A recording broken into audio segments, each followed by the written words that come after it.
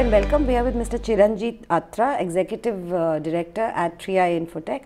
Thank you so much for joining us. Why is IFRS so exciting from a company's point of view? See, there are a couple of reasons why IFRS is exciting, and IFRS is required more than exciting for Indian companies. One is, from the investor's perspective or from the analyst perspective, there have been a rigorous follow-up and a requirement of information which presently is not there in the existing accounting standards, which they want to understand, which they want to know about the company. The existing accounting standards are based on historical cost, and as we all know, the investors put in the money based on the future of the company. So there has to be a balance between the two. IFRS, I believe, would make us comparable today. Companies like us, or any companies which have subsidiaries abroad and do businesses across borders, they have to make financial statements and all sorts of various country gaps. We do understand that some things will still be required, but at least from a consolidation perspective and looking the company as one, we need an international accounting, globally acceptable accounting standards, which can be discussed and understood everywhere, rather than having our own set of standards. So the first step when you go and talk to a international person who's reviewing your financials is to first explaining what Indian GAAP is all about, and then explaining the numbers that we are looking at. But Indian companies also have the option of not adopting complete IFRS and actually doing it in phases and implementing the new Indian accounting standards. No, the way it is presently done, there is no option. Indian companies will have to adopt converged IFRS, which is called Ind AS in the present term, which I am in a way happy with, because internationally, if you look at and we just spoke about some time back, is the international accounting standards are global set of accounting standards, and the way business is done in India is a bit different from the way business is done globally. So one has to look at into those standards carefully and then adopt it with a simple perspective to say whether it will truly reflect the way business is done in India. But when we talk about the global village, as everybody likes to call it, why would we need two different sets of standards?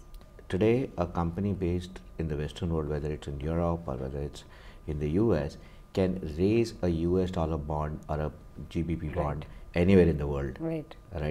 And that is the functional currency. Today, for an Indian company to go and raise an Indian rupee bond in all those other currencies is practically impossible. Now, big Indian company with functional currency as Indian rupee goes and borrows an US dollar or a GBP bond and gets some money, the currency fluctuations come. And that currency fluctuations, if you show it in the P&L, or there are different, and the same accounting treatment applies to them, you are not comparative. And one of the basic reasons of adopting IFRS by any country is increasing comparability. So there are certain differences which our businesses in India do not have, or certain things that we do in a different way with what other companies do. Okay. On a scale of 0 to 10, how would you rate India Inc.'s preparedness to adapt to the new accounting standards?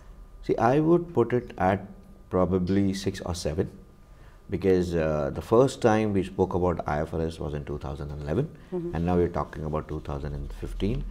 I think some of the companies have already moved on to IFRS for their international reporting.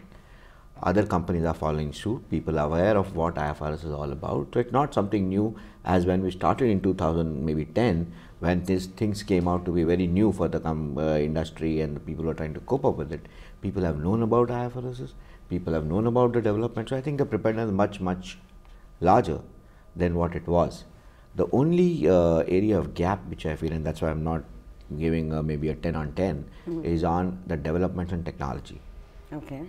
So today, there would be very few companies which will be offering technology solutions for making India's financial statements, because that requires a combination of both understanding Ind AS and then the technology part. So that sort of a thing is missing. And I want to discuss a little bit of the skill gap with you. Like, is there a skill gap, and should companies be worried about this wide skill gap that most people talk about?